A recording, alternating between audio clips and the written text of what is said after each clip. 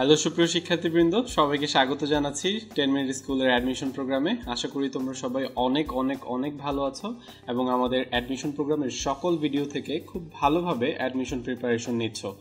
আজকে আমি হাজির হয়েছি হিসাব বিজ্ঞানের সপ্তম লেকচার নিয়ে। আজকের ক্লাসে আমরা শিখব সমন্বয় জাবেদা এবং ভুল সংশোধনী জাবেদা। সমন্বয় জাবেদাকে অ্যাকাউন্টিং বা হিসাব বিজ্ঞানের সবচেয়ে কনসেপচুয়াল একটা টপিক হিসেবে ধরা হয়। সো আজকে আমরা খুবই কনসেপচুয়াল একটা টপিক সম্পর্কে জানবো এবং এই সমন্বয় জাবেদা থেকে অ্যাডমিশন টেস্টে যত প্রকার কোয়েশ্চেন, যত প্রকার কঠিন কঠিন কনসেপচুয়াল কোয়েশ্চেন আসে সেগুলো আমরা সহজেই ক্র্যাক করে খুব অল্প সময়ের মধ্যেই এটাকে জানার চেষ্টা করব। এবং এর সাথে থাকছে ভুল সংশোধনী জাবেদা। আমরা কিন্তু সমন্বয় জাবেদার পাশাপাশি ভুল সংশোধনী জাবেদাও আজকে শিখে ফেলবো, যাতে করে অ্যাডমিশন টেস্টে আমাদের সমন্বয় জাবেদা এবং ভুল সংশোধনী জাবেদা থেকে যত প্রকার কোয়েশ্চেন আসুক আমরা খুব সহজেই অ্যান্সার করে ফেলতে পারি। তো চলো শুরু করে দেয়া যাক আমাদের আজকের অ্যাকাউন্টিং সপ্তম ক্লাস। আমরা প্রথমেই দেখে নিব আমরা আজকের ক্লাসে অ্যাকচুয়ালি কি পড়ব বা পড়তে যাচ্ছি। ওকে, আমরা আজকের ক্লাসে যে জিনিসটা পড়তে যাচ্ছি সেটা এখানে দেওয়া আছে, সমন্বয় জাবেদা এবং ভুল সংশোধনী জাবেদা। আমরা যত প্রকার সমন্বয় জাবেদা থেকে প্রস অ্যান্ড কনস, সমন্বয় জাবেদা থেকে কনসেপচুয়াল, ম্যাথমেটিক্যাল, নিউমেরিক্যাল যত প্রকার প্রবলেম আসে আমরা কিভাবে সমন্বয় জাবেদা থেকে সলভ করব সেটা দেখব এবং তার সাথে ভুল সংশোধনী দাখিলাও আমরা খুব সহজেই সলভ করার নিনজা টেকনিকগুলো দেখে নিব। আমরা আজকের ক্লাসে পার্টিকুলারলি আবারও বলে নিচ্ছি, সমন্বয় জাবেদা এবং ভুল সংশোধনী জাবেদা আমরা কভার করব। সমন্বয় জাবেদা শিখার আগে সমন্বয় জাবেদা এসেছিল বকেয়া ভিত্তি থেকে, হিসাব বিজ্ঞানের বকেয়া ভিত্তি। তো আমরা এখানে আলোচ্য বিষয়ে আরও একটা জিনিস ছোট্ট করে অ্যাড করে নেব, সেটা হচ্ছে হিসাব বিজ্ঞানের বকেয়া ভিত্তি। আমরা কিন্তু হিসাব বিজ্ঞানের নীতিমালা ক্লাসে হিসাব বিজ্ঞানের বকেয়া ভিত্তি সম্পর্কে জেনেছিলাম। ওকে, তাহলে আমরা বলে দিব আজকে আমরা শিখব হিসাব বিজ্ঞানের বকেয়া ভিত্তি। ওকে, হিসাব বিজ্ঞানের বকেয়া ভিত্তি থেকে আমরা আজকে জানার চেষ্টা করব কিভাবে বকেয়া ভিত্তি থেকে সমন্বয় জাবেদার উৎপত্তি হলো। ওকে, তাহলে আমাদের আজকের আলোচ্য বিষয় হচ্ছে বকেয়া ভিত্তি নিয়ে আমরা কথা বলবো, তারপরে সমন্বয় জাবেদা এবং তারপরে ভুল সংশোধনী জাবেদা নিয়ে খুব সহজ এবং সুন্দর আলোচনা হবে। ওকে, আমরা বরাবরের মতোই আমি তোমাদের সাথে থাকবো আজিজুর রহমান সজল, বর্তমানে ঢাকা বিশ্ববিদ্যালয়ের ফিন্যান্স ডিপার্টমেন্ট থেকে আমি আমার পোস্ট গ্র্যাজুয়েশন কমপ্লিট করছি। আমরা ক্লাসে চলে যাচ্ছি। আমরা প্রথমেই যে জিনিসটা বলেছিলাম শিখবো সেটা হচ্ছে হিসাব বিজ্ঞানের বকেয়া ভিত্তি। বকেয়া ভিত্তি আমরা নিশ্চয়ই হিসাব বিজ্ঞানের নীতিমালা ক্লাসে শিখে এসেছি। হিসাব বিজ্ঞানের ভিত্তি, কয়েকটা ভিত্তির মধ্যে বকেয়া ভিত্তি খুবই ইম্পর্ট্যান্ট একটা ভিত্তি, সেটা আমরা জানার চেষ্টা করব। হিসাব বিজ্ঞানের বকেয়া ভিত্তি আমাদের বলছে যে শুধুমাত্র নগদ আদান প্রদান হলেই সেটাকে আমরা আয় বা ব্যয় হিসেবে লিপিবদ্ধ করব না। আমাদের বলা হচ্ছে ব্যয়ের ক্ষেত্রে ব্যয়কে আমরা তখনই লিপিবদ্ধ করব যখন ব্যয়টা সংগঠিত হবে। ওকে, আমরা একটু স্পষ্টভাবে লিখে নিচ্ছি, সংগঠিত হবে। ওকে, তাহলে ব্যয়কে তখনই লিপিবদ্ধ করতে হবে যখন ব্যয় সংগঠিত হবে। তাহলে আয়ের ক্ষেত্রে কি হবে? অ্যাকচুয়ালি আয়ের ক্ষেত্রে বলা হচ্ছে যখন আয় অর্জিত হবে। ওকে, আমরা কিন্তু একটা উদাহরণ দিয়েও দেখতে পারি। ওকে, আমরা উদাহরণ দিয়ে এইভাবে দেখতে পারি। ফর এক্সাম্পল ধরে নেওয়া হলো 10,000 টাকার পণ্য ধারে ক্রয়। ওকে, যখন আমরা 10,000 টাকার পণ্য ধারে ক্রয় করে থাকি তখন কিন্তু আমরা জাবেদা দাখিলা দিয়ে ফেলি এরকমভাবে যে ক্রয় হিসাব ডেবিট এবং কিন্তু আমরা লিখি পাওনাদার বা প্রদেয় হিসাব ক্রেডিট করে ফেলি কিন্তু আমরা। ওকে, তাহলে দেখেন আমরা কিন্তু এখানে ধারে ক্রয় করেছি, নগদ টাকা পাওয়া যায়নি, তারপরেও কিন্তু আমরা এই নগদ টাকা না পাওয়া যাওয়া সত্ত্বেও আমরা কিন্তু 1,000 টাকাকে আমরা হিসাবে লিপিবদ্ধ করে ফেলতেছি। এখন এই যে হিসাবে লিপিবদ্ধ করে ফেলতেছি, এটা কেন করে ফেলতেছি? কারণ ব্যয়টা সংগঠিত হয়ে গিয়েছে, কিন্তু নগদ লেনদেন হয়নি, তা সত্ত্বেও ব্যয়টা সংগঠিত হয়ে গিয়েছে, এজন্য আমরা হিসাবে লিপিবদ্ধ করে ফেলেছি। এখন আমাদেরকে যদি কোয়েশ্চেন করা হয় যে কখন ব্যয় লিপিবদ্ধ করব? নগদ আদান প্রদান হলে না। হিসাব বিজ্ঞানের বকেয়া ভিত্তি বলছে ব্যয়কে তখনই লিপিবদ্ধ করব যখন ব্যয় সংগঠিত হয়ে যাবে। এখন সহজ ভাষায় সংগঠিত বলতে কি বোঝায়? ফর এক্সাম্পল, আমি যদি পণ্য ক্রয় করে থাকি তাহলে একটা ব্যয় সংগঠিত হলো। আমি যদি সেবা প্রদান করে থাকি তাহলেও কিন্তু সেবা যদি কারো কাছ থেকে গ্রহণ করি সেটা নগদেও হতে পারে, সেটা কিন্তু বাকিতেও হতে পারে। ওকে, তাহলে আমি বলতে চাচ্ছি যে আমরা ব্যয় সংগঠিত হলেই লিপিবদ্ধ করে ফেলব। আমরা যখন জানতে চাইবো যে ব্যয় কখন সংগঠিত হবে, আমরা কিন্তু সহজেই বলে দিতে পারি যখন আমরা পণ্য ক্রয় করব বা সেবা কারো কাছ থেকে গ্রহণ করব তখন আমার ব্যয় সংগঠিত হয়ে গিয়েছে, তাহলে তখনই আমরা ব্যয় লিপিবদ্ধ করে ফেলতে পারবো। যদি আপনাকে কোশ্চেন করা হয় যে একটা পণ্য ক্রয় ফর এক্সাম্পল আমরা ধরে নিচ্ছি পণ্য ক্রয় 3 জানুয়ারি, ওকে, তখন যদি কোশ্চেন করা হয় নগদ পাওয়া গেছে 10 জানুয়ারি হচ্ছে নগদ পাওয়া গিয়েছে, তাহলে আমাকে যদি প্রশ্ন করা হয় কখন ব্যয় লিপিবদ্ধ করব, আমরা কিন্তু সহজেই বলে দিব 3 জানুয়ারি আমরা পণ্য ক্রয় করেছি, তাহলে 3 জানুয়ারি আমার ব্যয় সংগঠিত হয়েছে, তাহলে 3 জানুয়ারি আমাকে ব্যয় লিপিবদ্ধ করতে হবে। 10 জানুয়ারি আমরা নগদ টাকা পেয়েছি, তাই বলে যে 10 জানুয়ারি ব্যয় লিপিবদ্ধ করব, ব্যাপারটা এরকম না। তাহলে আমার ব্যয় যেদিন সংগঠিত হবে ঠিক সেই দিনই আমি ব্যয়কে লিপিবদ্ধ করে ফেলব, এবং নগদ টাকা পাই অথবা না পাই দ্যাট ডাজন্ট ম্যাটার। ওকে, তাহলে একই কথা হচ্ছে আয় কখন লিপিবদ্ধ করব? সহজভাবে বলে দিব আমরা, বকেয়া ভিত্তি বলছে আমাদের আয় যখন অর্জিত হবে তখনই লিপিবদ্ধ করব। এখন যদি তোমাকে প্রশ্ন করা হয় ভাইয়া আয় অর্জিত বলতে কখন বুঝবো আমরা, তখন কিন্তু আমরা খুব সহজেই বলে দিতে পারি যখন আমরা পণ্য বিক্রয় করব এবং যদি আমাদেরকে প্রশ্ন করা হয় যে সেবা প্রদান করলেও কিন্তু আমাদের আয় হয়, আমরা জানি। ওকে, সেবা যখন আমরা প্রদান করব তখনও কিন্তু আমার আয় অর্জিত হয়ে গেল। তাহলে বিক্রয় করব যেই তারিখে অথবা সেবা প্রদান করব যেই তারিখে, সেই তারিখেই কিন্তু আমার আয় অর্জিত হয়ে যাবে। এবং যদি আমাকে কোশ্চেন করা হয় কোন তারিখে আয় লিপিবদ্ধ করব, আমরা বলবো যেই তারিখে আয় অর্জিত হবে সেই তারিখেই লিপিবদ্ধ করব, নগদ টাকা পাই অথবা না পাই। তাহলে কিন্তু ব্যাপারটা খুব সহজ হয়ে গেল আমাদের জন্য।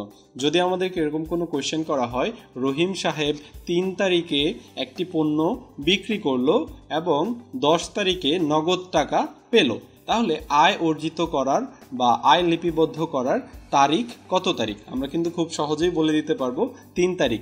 যেই তারিখে পণ্য বিক্রি করা হবে সেই তারিখেই আয় অর্জিত হবে এবং সেই তারিখেই সেটাকে লিপিবদ্ধ করতে হবে। আমরা কিন্তু আরও একটা জিনিস দেখতে পারি, যদি আমাদেরকে কোয়েশ্চেন করা হয়ে থাকে যে একটা পণ্য ক্রয় করা হয়েছে, ফর এক্সাম্পল আমরা বলে নিব 3 তারিখ, এটা হতে পারে জানুয়ারি। ওকে, আমরা জানুয়ারির 3 তারিখে একটা পণ্য ক্রয় করেছি এবং সেই পণ্যটা ক্রয় বাবদ একটা বিল প্রদান করেছি। আমরা বিল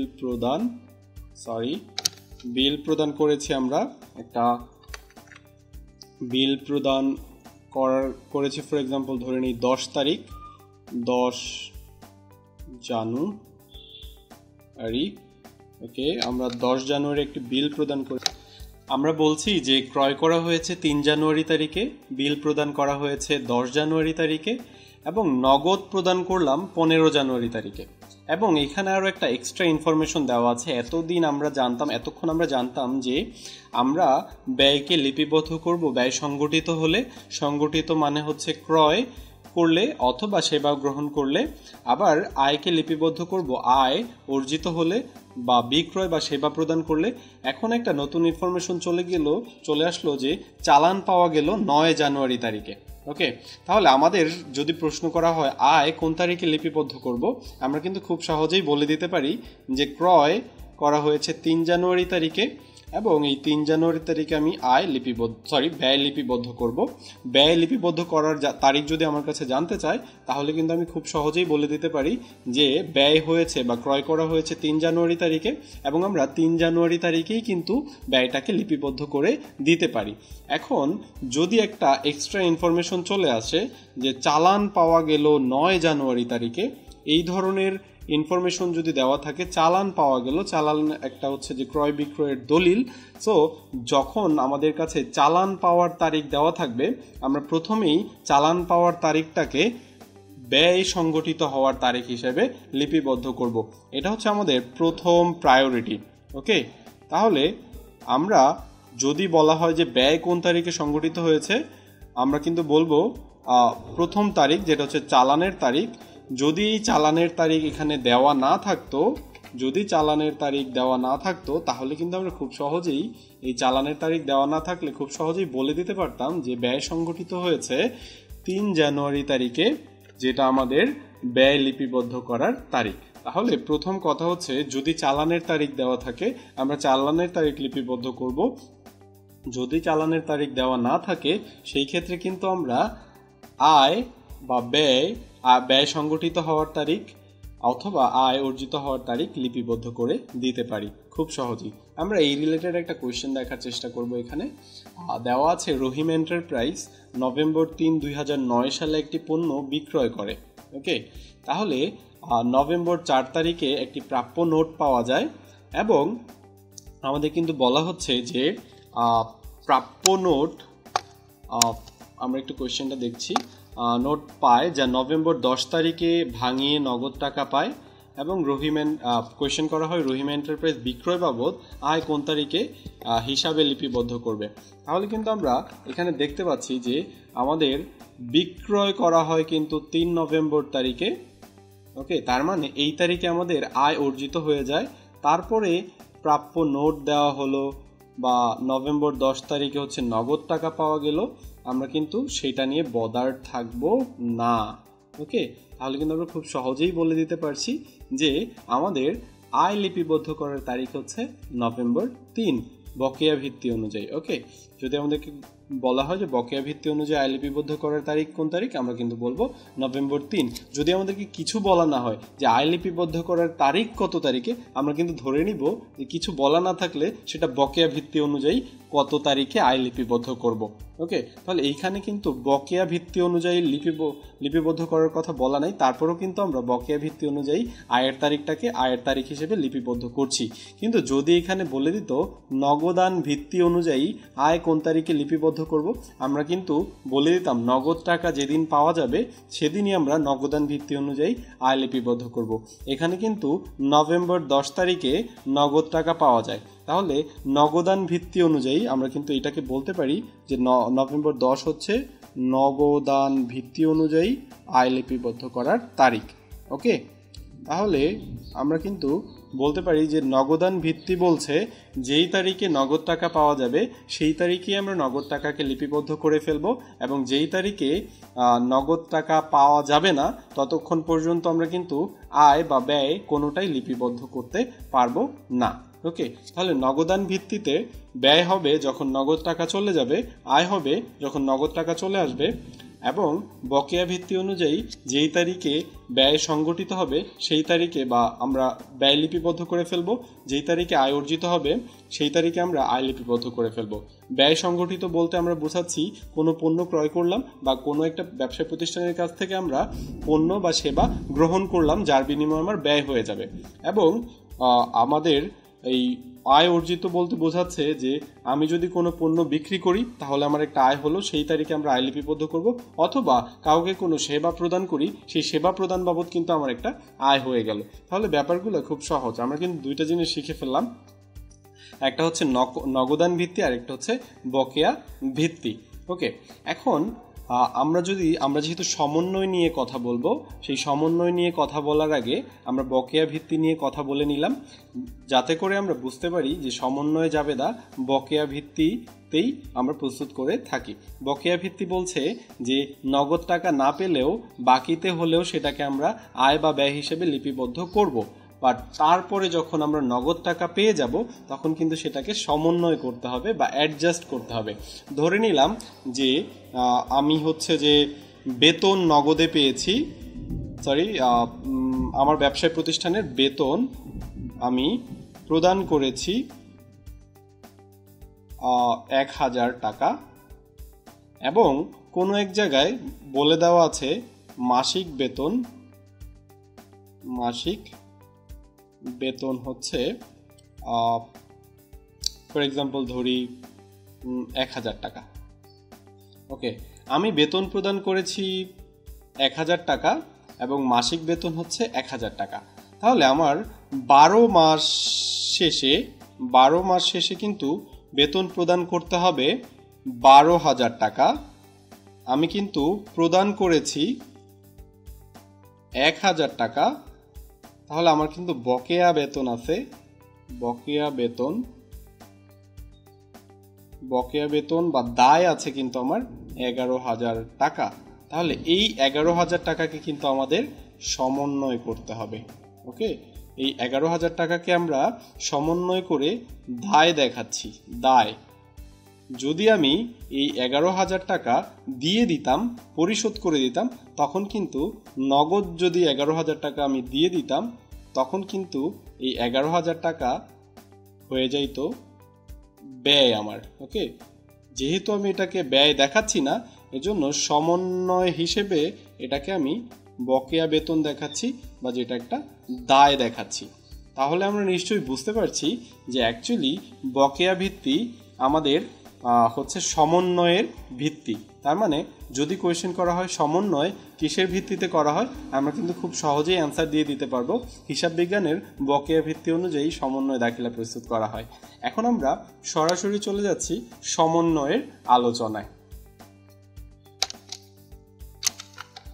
এখানে কিন্তু বলছে যে আয় বা রাজস্ব সমূহ যে হিসাবকালে অর্জিত হয়েছে এবং ব্যয় বা খরচসমূহ যে হিসাবকালে সংগঠিত হয়েছে, সেই হিসাবকালে উক্ত অর্জিত আয় এবং সংগঠিত ব্যয় সেই হিসাবকালে লিপিবদ্ধ করার জন্য হিসাবকালের শেষে যে জাবেদা প্রদান করা হয় তাকেই কিন্তু আমরা সমন্বয় বলে থাকি। আমরা কিন্তু সেই কথাটাই হিসাব বিজ্ঞানের বকেয়া ভিত্তিতে বলে এসেছি, তাই কিন্তু আমরা খুব সহজেই বলতে পারি সমন্বয়ের ভিত্তি হচ্ছে বকেয়া ভিত্তি। ওকে, তাহলে সমন্বয় কিসের ভিত্তিতে প্রস্তুত করা হয়, আমরা কিন্তু খুব সহজেই বলতে পারি যে বকেয়া ভিত্তিতে সমন্বয় প্রস্তুত করা হয়ে থাকে। এখানে আমরা একটা উদাহরণ দেখার চেষ্টা করব যে অ্যাকচুয়ালি কিভাবে সমন্বয়টা আসছে। ধরে নেই এটা একটা আয় ব্যয় বিবরণী। ওকে, এই আয় ব্যয় বিবরণীর একটা পাশে আমরা ব্যয় লিখব, আরেকটা পাশে আমরা আয় লিখব, যেটা অনেক আগে করা হতো। এখন কিন্তু এক পাশেই আয় এবং ব্যয় দুটোই লিপিবদ্ধ করা হয়ে থাকে। ফর এক্সাম্পল ধরে নেই যে আমার একটা ব্যয় নাম হচ্ছে বেতন। ওকে, বেতন এটা একটা আয় ব্যয় বিবরণী, যেটাকে আমরা ইনকাম স্টেটমেন্ট বা আইএস সংক্ষেপে লিখলাম। ওকে, ধরে নিলাম বেতন দেওয়া আছে এখানে 2,000 টাকা এবং কোনো এক জায়গায় বলে দেওয়া ছিল মাসিক বেতন হচ্ছে 1,000 টাকা। ওকে, মাসিক বেতন যদি 1,000 টাকা হয়, সারা বছর শেষে আমরা জানি যে ইনকাম স্টেটমেন্ট হিসাবকালের শেষে প্রস্তুত করা হয়। আমরা এখানে ধরে নিলাম হিসাবকাল হচ্ছে 1 বছরের। ওকে, তাহলে এখানে ইনকাম স্টেটমেন্ট আমরা করছি 1 বছর শেষে। তাহলে মাসিক বেতন যদি হয় 1,000 টাকা, তাহলে 12 মাস শেষে আমার বেতন হিসেবে ব্যয় দেখানোর কথা ছিল 12,000 টাকা, কিন্তু আমি বেতন বাবদ এই টাকাটা নগদ প্রদান করেছি। তাহলে আমি কিন্তু সমন্বয় যখন করি তখন কিন্তু আমরা খুব সহজে এইভাবে করে দিই যে যোগ বকেয়া লিখে দিই, তাই না? যোগ বকেয়া লিখে দিই। আমরা কিন্তু যখন বকেয়া লিখে দিই তখন কিন্তু বকেয়ার ঘরে আমরা বসাবো 12 মাসে 12,000 টাকা হওয়ার কথা ছিল, আমরা নগদে প্রদান করেছি 2,000 টাকা। এখানে বকেয়ায় কিন্তু আমরা লিখছি 10,000 টাকা।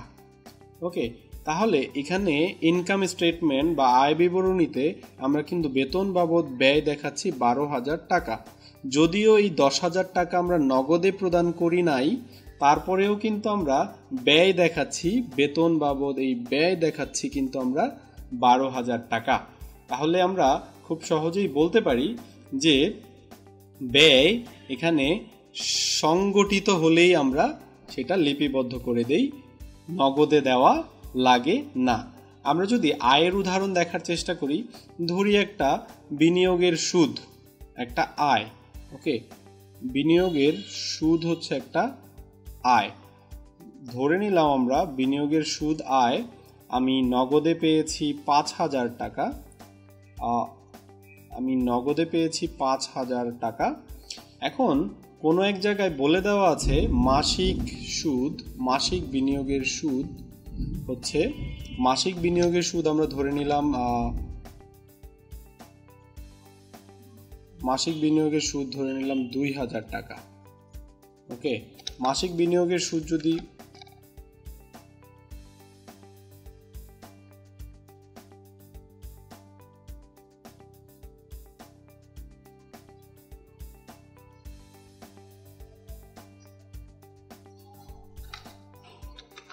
নয়, অপচয় রিলেটেড সমন্বয় যদি এই 6টা সমন্বয় কভার করতে পারি, তাহলে কিন্তু খুব সহজেই আমরা সমন্বয় শেষ করে ফেলতে পারি। আগের স্লাইডে আমাদের একটা জিনিস একটু ক্লিয়ার হওয়া দরকার ছিল, সেটা হচ্ছে যে হিসাবকাল বা সময়কাল ধারণা অনুযায়ী সমন্বয় দাখিলা প্রস্তুত করা হয়। ওকে, সমন্বয় প্রস্তুত করা হয় হিসাবকাল শেষে। চূড়ান্ত হিসাব বা ব্যালেন্স শিট প্রস্তুত করার আগে হিসাবকাল ধারণা অনুযায়ী হচ্ছে আমরা সময় বা হিসাবকাল ধারণা বা সময়কাল ধারণা অনুযায়ী আমরা সমন্বয় প্রস্তুত করে থাকি।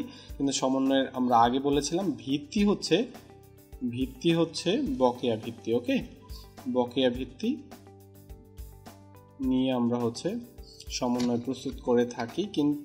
সমন্বয় হচ্ছে বকেয়া ভিত্তির আলোকে আমরা হয়ে থাকে, কিন্তু সমন্বয় দাখিলা প্রস্তুত করে থাকি আমরা হিসাবকাল বা সময়কাল ধারণা অনুযায়ী। ওকে, তাহলে এই জিনিসটা নিয়ে আমরা কনফিউজড হব না। যদি প্রশ্ন করা হয় হিসাবকাল বা সময়কাল ধারণা অনুযায়ী কি করা হয়, আমরা বলবো সমন্বয় জাবেদা প্রস্তুত করা হয়, এবং সমন্বয়ের ভিত্তি কি আমরা বলবো বকেয়া ভিত্তি। ওকে, তাহলে আমরা পরবর্তী স্লাইডে দেখলাম যে সমন্বয় হচ্ছে প্রধানত 4 প্রকার, এবং এর সাথে আমরা আরও 2টা জিনিস কভার করবো। একটা হচ্ছে সম্ভার রিলেটেড সমন্বয়, একটা হচ্ছে অপচয় রিলেটেড সমন্বয়। আমরা চলে যাচ্ছি আমাদের আজকের প্রথম সমন্বয় জাবেদা, যেটা কিনা বকেয়া আয় এবং বকেয়া ব্যয়। ওকে, আমরা বকেয়া আয় এবং বকেয়া ব্যয় সংক্রান্ত যে সমন্বয়গুলো দেখব, সেগুলো আমরা ছোট্ট একটা আয় বিবরণীর মাধ্যমেও কিন্তু দেখে ফেলতে পারি। এখানে আমরা আয় বিবরণীকে ইনকাম স্টেটমেন্ট বা আইএস হিসেবে লিখলাম। আমরা ধরে নিলাম এটা হচ্ছে আমাদের ডেবিট পাস, যেখানে আমরা ব্যয় লিপিবদ্ধ করব, এবং এটা হচ্ছে আমাদের ক্রেডিট পাস, যেখানে আমরা আয় লিপিবদ্ধ করব। ওকে, তাহলে আমরা একটা সমন্বয় দেখার চেষ্টা করি খুব সহজেই। আমরা কিন্তু এর আগেও একটা এক্সাম্পল দেখিয়েছিলাম, সেটা হচ্ছে যে ধরে নিলাম আমাদের দেওয়া আছে বেতন হচ্ছে নগদে প্রদান করা হয়েছে 2,000 টাকা, কিন্তু বলা ছিল মাসিক বেতন ধরে নিলাম 1,000 টাকা। মাসিক বেতন যদি হয় 1,000 টাকা, তাহলে কিন্তু 12 মাসে বেতনের পরিমাণ হওয়ার কথা হচ্ছে 12,000 টাকা। তো সেই ক্ষেত্রে আমরা সমন্বয় করে লিখে দিচ্ছি এখানে বকেয়া। তাহলে বেতন বকেয়ার সমন্বয় হিসেবে আমরা লিখে দিচ্ছি এখানে 10,000 টাকা। আমাদের 1,000 করে 12 মাসে হওয়ার কথা ছিল 12,000 টাকা, আমরা নগদে প্রদান করেছি 2,000 টাকা। এখন আমরা বকেয়া বাবদ লিখে দিচ্ছি 10,000 টাকা। আমরা বেতন হিসেবে ব্যয় দেখালাম কিন্তু 12,000 টাকা। ওকে, আবার আমরা যদি আয়ের ক্ষেত্রে ধরি, তাহলে কিন্তু আমরা দেখেছিলাম বিনিয়োগের সুদ ধরে নিলাম আমরা পেয়েছি 5,000 টাকা, এবং বলে দেওয়া ছিল মাসিক বিনিয়োগের সুদ হচ্ছে ফর এক্সাম্পল 2,000 টাকা। ওকে, এখন মাসিক যদি 2,000 হয়, তাহলে এটার সাথে আমরা যদি 12 মাস হিসাব করি, তাহলে কিন্তু আমার বিনিয়োগের সুদ আসার কথা ছিল 24,000 টাকা। আমি বিনিয়োগের সুদ বাবদ আয় পেয়েছি 5,000 টাকা, তাহলে এটার সাথে আমি আরো যোগ করে দিব বকেয়া বিনিয়োগের সুদ। তাহলে কিন্তু আমার হয়ে যাচ্ছে, বকেয়া লিখে আমি কিন্তু এখানে লিখে দিচ্ছি 19,000 টাকা আমার আয় বকেয়া ছিল। তাহলে টোটাল কিন্তু আমি আয় হিসেবে দেখাচ্ছি এখানে 24,000 টাকা। ওকে, তাহলে আমরা এখানে কিন্তু বকেয়া বেতন বাবদ 10,000 টাকার সমন্বয় করলাম এবং বকেয়া বিনিয়োগের সুদ বাবদ আমি কিন্তু 19,000 টাকা সমন্বয় করলাম। এখন এই সমন্বয়গুলোর যদি আমি জাবেদা দিতে যাই তাহলে কি হবে? আমরা কিন্তু খুব সহজেই বকেয়া ব্যয়ের জাবেদা দিতে পারি। বকেয়া ব্যয় হচ্ছে আমার কাছে এই 10,000 টাকা হচ্ছে বকেয়া বেতন আছে, তার মানে এটা একটা দায়। ওকে, এটাকে আমরা বেতন হিসেবে দেখাচ্ছি। ওকে, বেতন হিসেবে দেখাচ্ছি। তাহলে সমন্বয় করব, আমরা লিখব বেতন আমরা এই 10,000 টাকা ব্যয় হিসেবে দেখাচ্ছি, লিখব 10,000 টাকা ডেবিট। ওকে, বেতন ডেবিট 10,000 টাকা। আবার এই বকেয়া বেতন কিন্তু একভাবে হচ্ছে দায়, তাহলে আমরা লিখব এখানে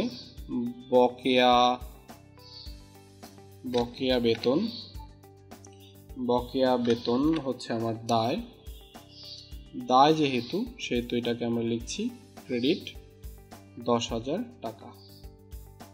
এখন এই বেতনটা এই 2,000 টাকা আমরা লিপিবদ্ধ করছি না, কারণ যখন আমরা 2,000 টাকা নগদে বেতন প্রদান করেছিলাম নিশ্চয়ই তখন জাবেদা দিয়েছিলাম। এই 10,000 টাকা বকেয়া রয়ে গিয়েছে, সেই বকেয়াটা হিসাবের খাতায় লিপিবদ্ধ করা হয় নাই, এজন্য হিসাবকাল শেষে আমরা এই বকেয়া বেতনের জাবেদা দিচ্ছি। এই বকেয়া হওয়া সত্ত্বেও এটাকে আমরা ব্যয় দেখাচ্ছি এবং এই বকেয়া হওয়া সত্ত্বে এটাকে আমরা আরেকভাবে দায়ও দেখাচ্ছি। ওকে, তাহলে এটার ফলে আমরা সমন্বয় করার ফলে কি হচ্ছে? সমন্বয় করার ফলে কি হচ্ছে? সমন্বয় যদি আমরা করি তাহলে ইয়েস, আর যদি না করতাম তাহলে হচ্ছে নো। সমন্বয় করার ফলে আমার ব্যয় আমরা বেশি দেখাচ্ছি, যদি না করতাম তাহলে কিন্তু ব্যয় কম দেখাতাম, কম। ওকে, যদি আমরা সমন্বয় করছি, এখানে আমরা দায় বেশি দেখাচ্ছি, ক্রেডিট হচ্ছে দায়, তাহলে আমরা এখানে দায় বেশি দেখাচ্ছি। ওকে, বেশি দেখাচ্ছি আমরা। যদি আমরা সমন্বয় না করতাম তাহলে কিন্তু দায় কম দেখাতাম।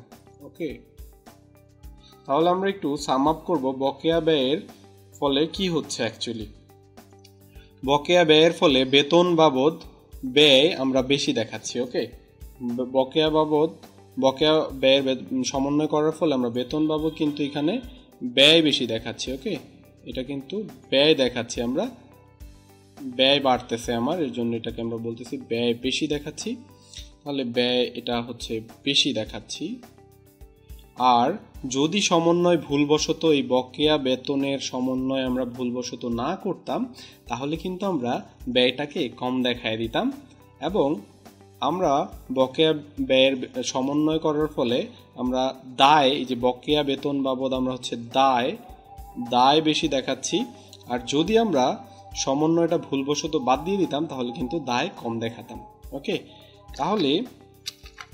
তাহলে কিন্তু আমরা একটা জিনিস খুব সহজেই বুঝতে পারছি যে এখানে এই যে বকেয়া 10,000 টাকা আছে, এই 10,000 টাকা বেতন কিন্তু নগদে প্রদান করা হয় নাই, তা সত্ত্বেও এটাকে আমরা ব্যয় হিসাবে বা বেতন ব্যয় হিসেবে আয় ব্যয় বিবরণীতে দাখিলা দিয়ে থাকি। তাহলে এই জন্য আমরা যখন এই 10,000 টাকার জাবেদা করতে যাব বা সমন্বয় জাবেদা করতে যাব তখন কিন্তু আমরা বেতন হিসেবে বা ব্যয় হিসেবে দেখাচ্ছি এই 10,000 টাকাকে একবার। আর যেহেতু এটা একটা বকেয়া ব্যয় তাহলে এটাকে আমরা একটা দায় হিসেবে দেখাচ্ছি। তাহলে সমন্বয় করার ফলে আমার ব্যয় বাড়তেছে এবং দায় বাড়তেছে। যদি ভুলবশত এই বকেয়া ব্যয়ের সমন্বয় দাখিলা আমরা না দিতাম তাহলে কিন্তু আমরা ব্যয় কম দেখাতাম এবং দায় কম দেখাতাম। তাহলে কিন্তু খুব সহজেই আমরা বুঝতে পারি, আমাদের কাছে যদি এরকম কোয়েশ্চেন করা হয় বকেয়া ব্যয়ের সমন্বয়ের ফলে কি হয়, আমরা বলবো ব্যয় বাড়ে এবং দায় বাড়ে। যদি বলা হয় যে ভুলবশত কোনো বকেয়া সমন্বয় বাদ পড়ে যাওয়ার ফলে কি হয়, আমরা বলবো ব্যয় কমে এবং দায় কমে। আমরা দেখার চেষ্টা করব এবার বকেয়া আয়ের সমন্বয়। বকেয়া আয়ের সমন্বয় যদি আমরা দেখতে চাই, এখানে আমরা দেখতে পাচ্ছি যে নগদে আমরা পেয়েছি আয় 5,000 টাকা, কিন্তু এখানে বকেয়া আয় রয়ে গিয়েছে 19,000 টাকা। বকেয়া আয় কিন্তু সম্পদ, ওকে, বকেয়া আয় কিন্তু সম্পদ। নগদে টাকাটা পাইনি 19,000 টাকা, তারপরেও কিন্তু আমরা এখানে 24,000 টাকা আয় দেখাচ্ছি। তাহলে আমরা যেহেতু বিনিয়োগের সুদ এই 5,000 টাকা নগদে পেয়েছি, এটার জাবেদা দাখিলা আমরা দিয়ে ফেলেছি, কিন্তু এই 19,000 টাকা যেহেতু নগদে আয় পাইনি, এর জন্য আমরা এখন পর্যন্ত দাখিলা দেইনি। এখন আমরা সমন্বয় দাখিলা দেওয়ার চেষ্টা করব এই 19,000 টাকা বকেয়া বিনিয়োগের সুদের জন্য। তাহলে এই 19,000 টাকা নগদে না পাওয়া সত্ত্বেও কিন্তু আমরা আয় দেখিয়েছি এই 24,000 টাকার মধ্যে। এর জন্য আমরা প্রথমেই লিখব যে বিনিয়োগের সুদ আয়, বিনিয়োগের সুদ আয় আমরা লেখার চেষ্টা করব। একটু লেখা ঝামেলা হচ্ছে, লেটস সি, আমরা একটু আবার নতুন করে ইরেজ করে লেখার চেষ্টা করছি। আমরা এখানে লেখার চেষ্টা করছি যে বিনিয়োগের সুদ আয়, যেহেতু আমরা এই 19,000 টাকাকে আয় হিসেবে দেখিয়েছি, এজন্য নগদে না পাওয়া সত্ত্বেও যেহেতু আয় হিসেবে দেখিয়েছি, এটাকে আমরা লিখছি বিনিয়োগের সুদ, বিনিয়োগের সুদ আয়, ওকে। বিনিয়োগের সুদ আয়, যেহেতু আয় ক্রেডিট, এর জন্য আমরা এটাকে ক্রেডিট করছি 19,000 টাকা, ওকে। এখন যেহেতু এটা বকেয়া আয়, আমরা বলেছিলাম বকেয়া আয় হচ্ছে সম্পদ, এর জন্য কিন্তু আমরা জাবেদা দাখিলা দিব বকেয়া আয় বা বকেয়া বিনিয়োগের সুদ। বকেয়া বিনিয়োগের সুদ আমরা জাবেদা দিব বকেয়া, আমরা আবারও লেখা একটু লেফটে যাচ্ছে আমাদের, আমরা একটু ঠিক করে জাবেদা দিব বকেয়া বিনিয়োগের সুদ। এটাকে কিন্তু আমরা বলবো ডেবিট, কারণ এটা বকেয়া আয় যেহেতু আমার সম্পদ, ওকে।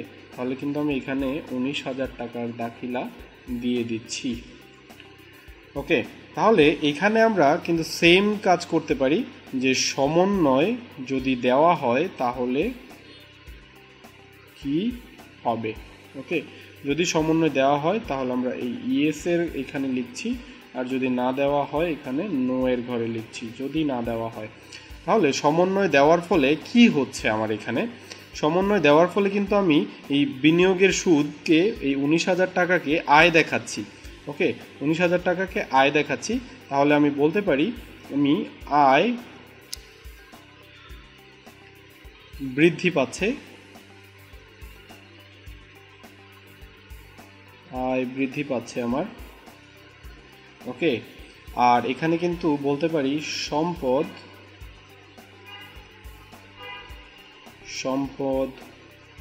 আমরা কিন্তু বকেয়া বিনিয়োগের সুদ বাবদ সম্পদ দেখাচ্ছি এখানে ডেবিট করে, তাহলে আমরা কিন্তু বলতে পারি সম্পদও আমরা বৃদ্ধি পাচ্ছে বা বেশি দেখাচ্ছি আমরা, ওকে। সম্পদও বৃদ্ধি পাচ্ছে। যদি সমন্বয় না দেখাতাম তাহলে কিন্তু আয়টা হ্রাস দেখাতো, ওকে। একইভাবে সম্পদও কিন্তু হ্রাস দেখাতো, ওকে। ফাইন।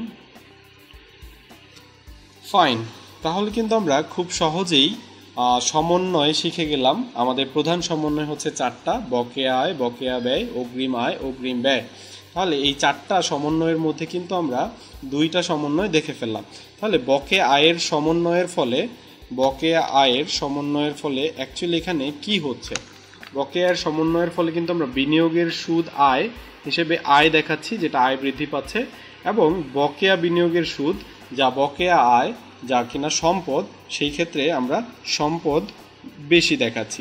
যদি ভুলবশত বকেয়া আয়ের সমন্বয় আমরা না দেখাতাম তাহলে কিন্তু এরকম হয়ে যেত, আয় হ্রাস পেয়ে যাইত এবং সম্পত্তিও হ্রাস পেয়ে যাইত। যদি আমাদের এরকম প্রশ্ন করা হয়, কোনো একটি সমন্বয়ের ডেবিট পাস দ্বারা যদি সম্পত্তি বৃদ্ধি পায়, তাহলে ক্রেডিট পাস দ্বারা কি বৃদ্ধি পায়? আমরা বলবো আয় বৃদ্ধি পায়। ডেবিট পাস দ্বারা যদি সম্পত্তি বৃদ্ধি পায় তাহলে ক্রেডিট পাস দ্বারা কিন্তু আয় বৃদ্ধি পাবে। আবার যদি প্রশ্ন করা হয় কোনো একটি সমন্বয়ের জাবেদা না দেওয়ার কারণে যদি আয় হ্রাস পায় তাহলে তার সাথে সাথে কি হ্রাস পাবে? আমরা বলবো সম্পত্তি হ্রাস পাবে। ওকে, তাহলে এই ধরনের সামারিগুলো কিন্তু আমরা পরবর্তী স্লাইডে দেখতে পাবো। আমরা এখানে একটা উদাহরণ সাজানোর চেষ্টা করেছি।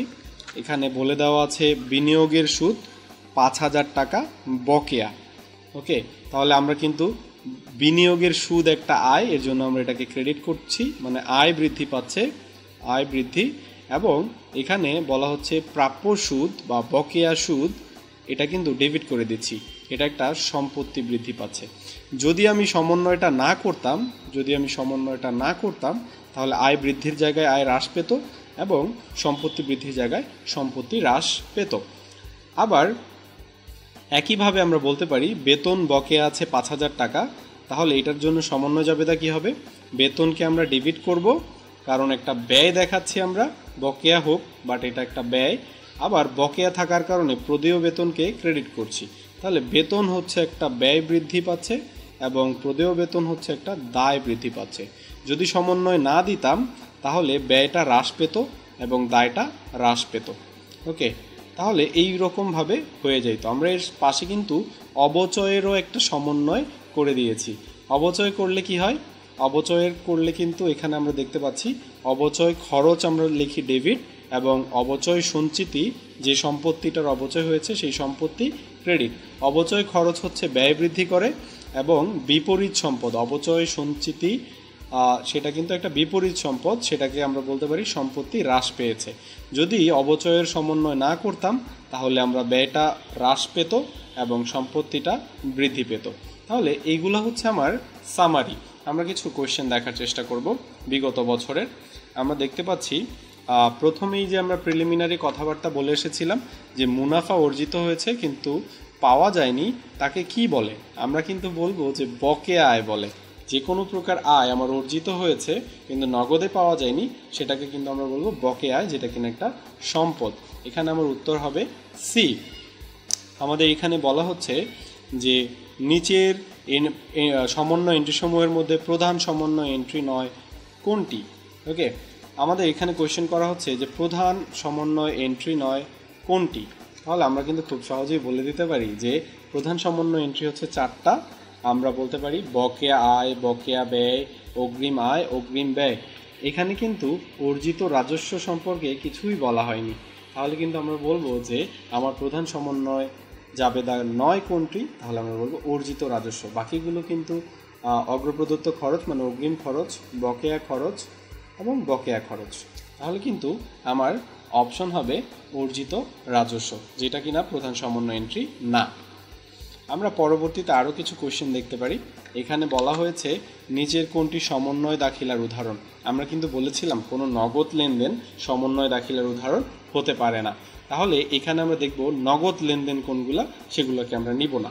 আবার কিন্তু আমরা বলে নিচ্ছিলাম যে সমন্বয় জাবেদা প্রদান করা হবে হিসাবকালের শেষে, তার মানে যেই জাবেদাটা হিসাবকাল শেষে প্রদান করা হবে সেটাকে আমরা বলবো সমন্বয় জাবেদা। তাহলে এখানে বাকিতে মণিহারি সম্ভার হিসাবে লিপিবদ্ধ করা, লিপিবদ্ধ হয়ে গেছে, এর জন্য এটা সমন্বয় না। একটি ট্রাকের অবচয় ব্যয় লিপিবদ্ধ করা হয়। আচ্ছা, এইটা অপশনে আমরা পরে আসতেছি। ক্রেতাদের সেবা প্রদান করে বিল হিসাবে লিপিবদ্ধ করা। ওকে ফাইন, সেবা প্রদান করলাম, বিলটা সাথে সাথেই লিপিবদ্ধ করে ফেললাম। তাহলে এই বিল লিপিবদ্ধ করার জন্য হিসাবকালের শেষ পর্যন্ত অপেক্ষা করার কোনো প্রয়োজন নাই, এজন্য এটাকেও আমরা বলবো সমন্বয় দাখিলা না। তারপরে বলা হচ্ছে কর্মচারীদের বেতন প্রদান। যখনই প্রদান এবং প্রাপ্তি শব্দটা চলে আসবে তখনই কিন্তু আমরা বলে দিতে পারি এটা হচ্ছে একটা নগদ লেনদেন, যেটা কিনা সমন্বয় না। এখানে আমরা 2 নম্বর অপশন দেখতে পাচ্ছি যে একটা ট্রাকের অবচয় ব্যয় হিসাবে লিপিবদ্ধ করা হয়। আচ্ছা, অবচয় লিপিবদ্ধ করার জন্য তো হিসাবকালে শেষ পর্যন্ত অপেক্ষা করতে হয়, তাই না? তাহলে যেহেতু হিসাবকালে শেষ পর্যন্ত অপেক্ষা করতে হয়, তাহলে আমরা এটাকে বলতে পারি যে এটা হচ্ছে একটা অনগদ লেনদেন এবং এই লেনদেন লিপিবদ্ধ করার জন্য হিসাবকালের শেষ পর্যন্ত অপেক্ষা করতে হয়। তাহলে এইটাকে আমরা বলবো আমাদের সমন্বয় দাখিলা। ওকে, তারপরে এখানে আবার আরও একটা কোয়েশ্চেন বলে দেওয়া আছে, সবগুলোই ঢাকা ইউনিভার্সিটিতে বিগত বছরে চলে এসেছিল। এটা হচ্ছে নিম্নের কোনটি সমন্বয় দাখিলার উদাহরণ। তাহলে আমরা বলবো পরিশোধ নগদ লেনদেন বাদ, ভাড়া প্রদান নগদ লেনদেন বাদ। তাহলে কিন্তু এখানে একটা অপশন থেকে যায় সুদ উদ্ভূত হওয়া। উদ্ভূত হয়েছে, নগদ লেনদেন কিন্তু হয় নাই, আর এটা কিন্তু এখনই লিপিবদ্ধ করে ফেলে নাই। সুদ কিভাবে উদ্ভূত হয়? ফর এক্সাম্পল, আমি যদি ব্যাংকে ডিপোজিট করি 1 লক্ষ টাকা এবং ব্যাংক যদি আমাকে বলে 10% সুদ দিবে, তাহলে কিন্তু বছরের শেষে যে আমি এটার 10% মানে 10,000 টাকা পেয়ে থাকি। তাহলে এই সুদটা আমার বছর শেষে যে উদ্ভূত হয়েছে, যেটা আমি নগদে পাইনি এখনও, বছর শেষে নগদে পাবো এবং বছর শেষে এটা আমার অ্যাকাউন্টে যোগ হবে। তার মানে হিসাবকাল শেষে এটা কাজ করব, হিসাবকাল শেষে এটার লেনদেন দিব। হিসাবকাল শেষ হওয়ার আগে এটা লেনদেন দেওয়া সম্ভব না। তাহলে আমাদের অ্যান্সার হচ্ছে সুদ উদ্ভূত হওয়া বা সি হচ্ছে আমাদের প্রপার অ্যান্সার। পরবর্তীতে আমরা চলে যাচ্ছি পরবর্তী স্লাইডে। এখানে আমাদেরকে কোয়েশ্চেন করা হয়েছে বকেয়া খরচের জন্য সমন্বয় জাবেদা প্রভাবিত করবে। আচ্ছা, আমরা না একটু আগে পড়ে এসেছিলাম বকেয়া ব্যয়ের সমন্বয় করলে কি হয়। আমি বলেছিলাম এখানে বেতন, এখানে দেওয়া আছে 5,000 টাকা। তাহলে বেতন ডেবিট, প্রদেয় বেতন ক্রেডিট। বেতন হচ্ছে ব্যয় বৃদ্ধি করে এবং প্রদেয় বেতন দায় বৃদ্ধি করে। তাহলে বলা হয়েছে সমন্বয় জাবেদা কি প্রভাবিত করবে? সহজ কথা, ব্যয় আর দায় প্রভাবিত করবে। আমরা বলবো খরচ আর দায় প্রভাবিত করবে। তাহলে এখানে উত্তর দেওয়া আছে ডি। তাহলে আমরা খুব সহজেই কিন্তু এই ধরনের সমন্বয় থেকে অ্যান্সার করতে পারছি। তার পরবর্তীতে আমাদের কাছে এখানে দেওয়া আছে যে আর্থিক বছরের শেষে বকেয়া বেতনের সমন্বয় এন্ট্রি অসতর্কতার কারণে বাদ পড়ে যায়। আচ্ছা দেখেন তো, আমরা কিন্তু একটু আগেই শিখে এসেছিলাম যে বকেয়া ব্যয়ের যদি সমন্বয় করি তাহলে ব্যয় বৃদ্ধি পাবে, দায় বৃদ্ধি পাবে। যদি ভুলবশত সমন্বয় না করা হয় তাহলে কিন্তু আর ব্যয় বৃদ্ধি পাচ্ছে না, ব্যয়টা হ্রাস পাচ্ছে এবং দায়টা হ্রাস পাচ্ছে। তাহলে কিন্তু আমরা এখানে খুব করে বলতে পারি যে ব্যয় হ্রাস এবং দায় হ্রাস। তাহলে এখানে অপশন একটাই আছে যে খরচ কম দেখানো হবে। তাহলে এটাই হচ্ছে আমাদের প্রপার অ্যান্সার। সরি, এখানে ভুল অ্যান্সার দেওয়া আছে। আমরা কিন্তু এখানে বলতে পারি যে খুব সহজেই যে বছরের খরচ কম দেখানো হবে। অসতর্কতার কারণে যদি বকেয়া বেতনের সমন্বয় এন্ট্রি বাদ পড়ে যায় তাহলে কিন্তু আমরা খুব সহজেই বলতে পারি যে এখানে ব্যয় হ্রাস পেয়েছে এবং দায় হ্রাস পেয়েছে। ওকে, তাহলে আমরা অ্যান্সার হচ্ছে এ। আমরা এখানে বলবো অ্যান্সার আমাদের এ। উত্তর হবে এখানে উত্তর এ। তাহলে কিন্তু আমরা খুব সহজেই এই ধরনের বকেয়া ব্যয় এবং বকেয়া আয় রিলেটেড কোয়েশ্চেনগুলোর অ্যান্সার দিতে পারছি। আমরা কিন্তু পরবর্তী কোয়েশ্চেনে এসে দেখতে পাচ্ছি বকেয়া আয়ের সমন্বয় করলে কি হচ্ছে। বকেয়া আয়ের সমন্বয় কিন্তু আমরা একটু আগে দেখে এসেছি যে বিনিয়োগের সুদ 5,000 টাকা বকেয়া আছে, এটা করলে কি হয়। সুদ আয়কে আমরা ক্রেডিট করি, প্রাপ্য সুদ বা বকেয়া সুদকে ডেবিট করি। প্রাপ্য সুদ হচ্ছে সম্পদ বৃদ্ধি করে এবং সুদ আয় হচ্ছে আয় বৃদ্ধি করে। আমরা অপশন খোঁজার চেষ্টা করব আয় বৃদ্ধি অথবা সম্পত্তি বৃদ্ধি। এখানে সম্পত্তি বৃদ্ধি কোনো অপশনে নাই, তাহলে আমরা বলতে পারি যে আয় বাড়বে। তাহলে আমাদের উত্তর হচ্ছে আয় বাড়বে। আমরা কিন্তু খুব সহজেই প্রধান সমন্বয়ের দুইটা কভার করে ফেললাম। একটা হচ্ছে যে বকেয়া আয় এবং বকেয়া ব্যয়, সাথে কিন্তু আমরা অবচয়ের সমন্বয়ও কভার করেছি। তাহলে আমরা এখানে দেখতে পাচ্ছি পরবর্তী কোয়েশ্চেনে বলা হচ্ছে এখানে যে যদি একটি নির্দিষ্ট সমন্বয় এন্ট্রি ডেবিট দিক দ্বারা সম্পত্তি বাড়ে, আমরা কিন্তু বকেয়া আয়ের সমন্বয় করেছিলাম। এই যে আমরা দেখতে পাচ্ছি বকেয়া আয়ের সমন্বয়, বকেয়া আয়ের সমন্বয়ে প্রাপ্য সুদ বাবদ সম্পত্তি বৃদ্ধি পায় এবং সুদ আয় বাবদ আয় বৃদ্ধি পায়।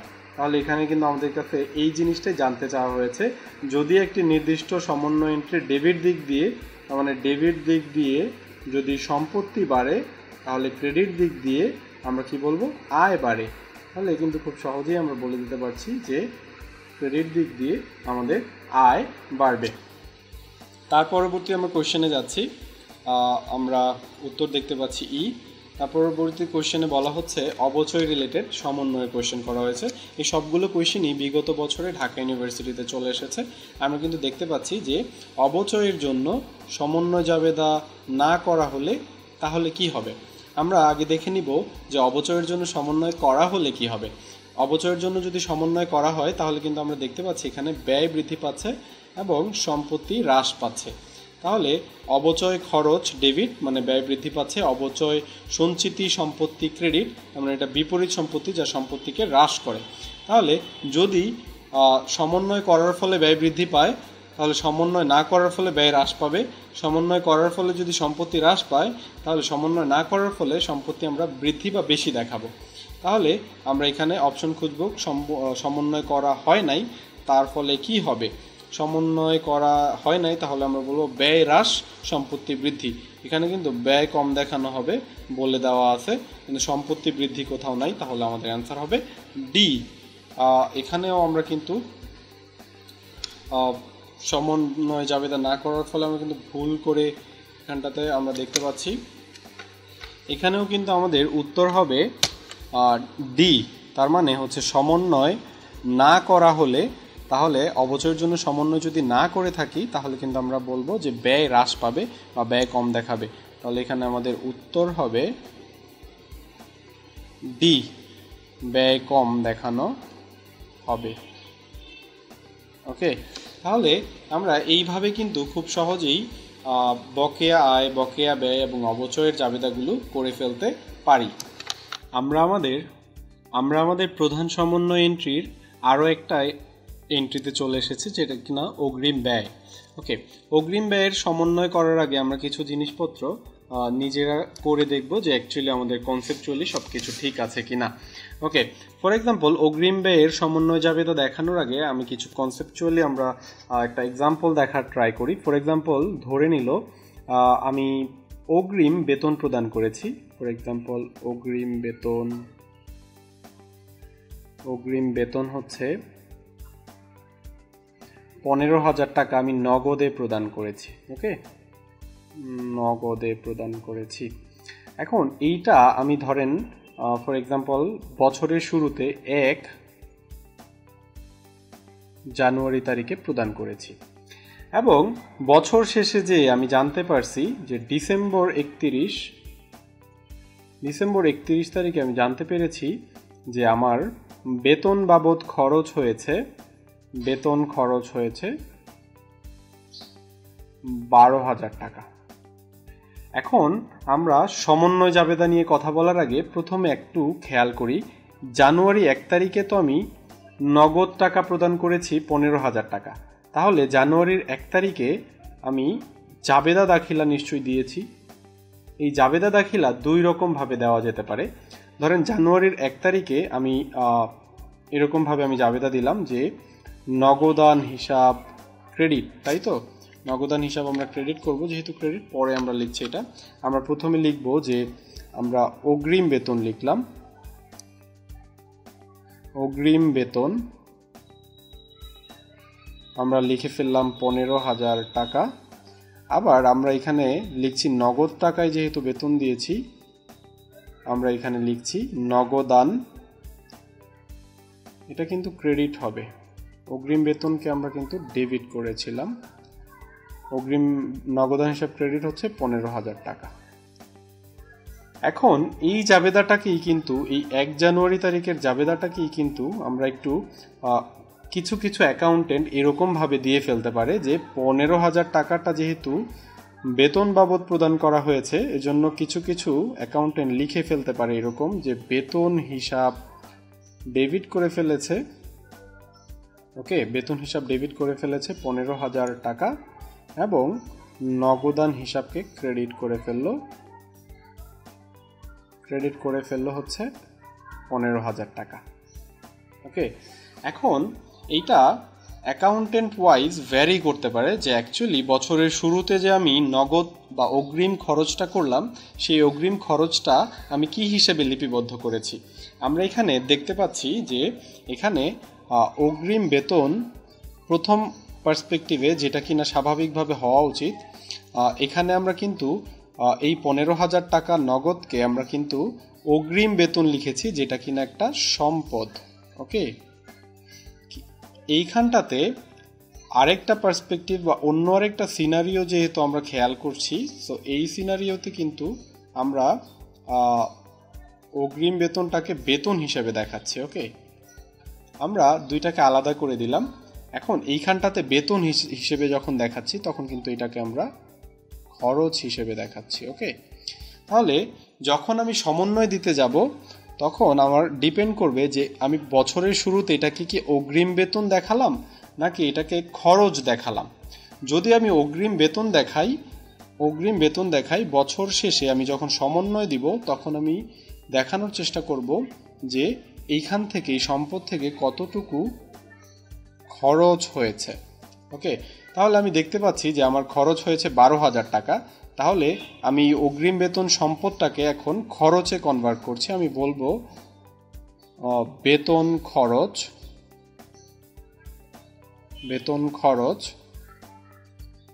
12,000 টাকা, এটা কিন্তু ডেবিট। ওকে, আমরা এখানে বলবো যে অগ্রিম বেতন একটা সম্পদ ছিল, এটা খরচ হয়ে গিয়েছে। অগ্রিম বেতন সম্পত্তি হ্রাস পেয়েছে, ক্রেডিট, আমরা কিন্তু এখানে বলে দিচ্ছি 12,000 টাকা। ওকে, তাহলে এইখানে যখন আমরা বছরের শুরুতে অগ্রিম বেতনের জের বা সম্পত্তির জের দেখাচ্ছি তখন বছর শেষে সমন্বয় দিব এই সম্পদ থেকে কতটুকু খরচ হয়েছে। ওকে, তাহলে এই ক্ষেত্রে আমার সমন্বয় দাখিলায় কি হচ্ছে, যখন আমি সমন্বয় যখন দিচ্ছি আর যখন সমন্বয় না দিচ্ছি তখন কি হচ্ছে, এই ক্ষেত্রে আমরা যখন সমন্বয় দিচ্ছি আমার কিন্তু ব্যয় বৃদ্ধি পাচ্ছে। ওকে, ব্যয় বৃদ্ধি।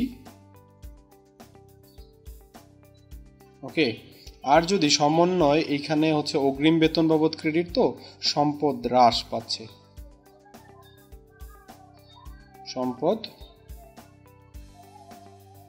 পাচ্ছে, ওকে, আবার যদি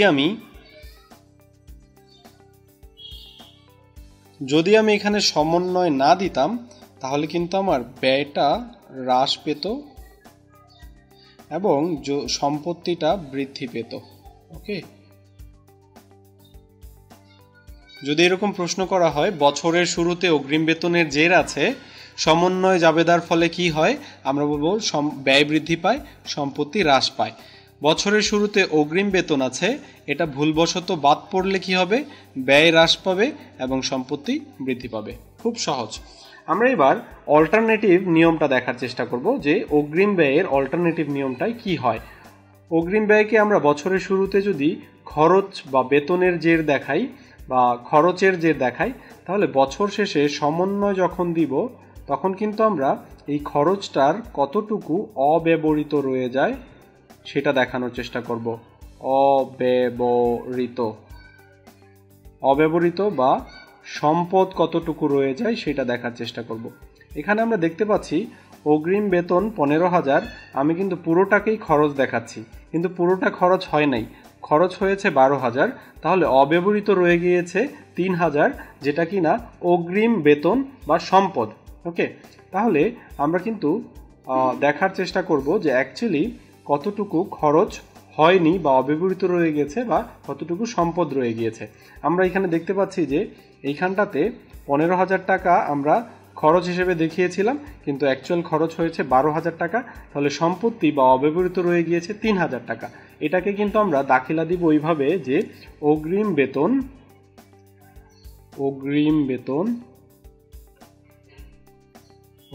বেতন হচ্ছে 3,000, ডেবিট 3,000, ওকে 3,000।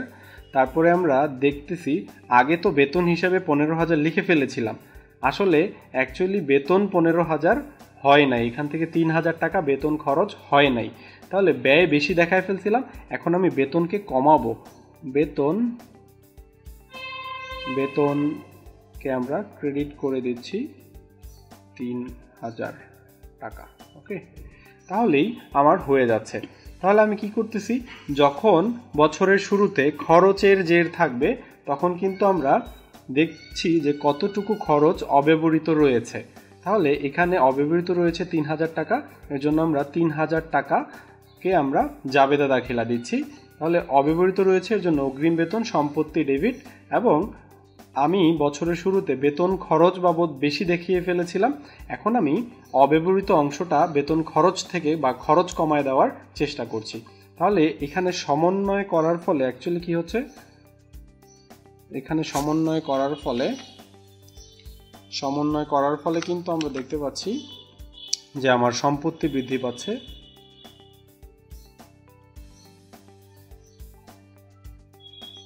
সমন্বয় করার ফলে আমার এখানে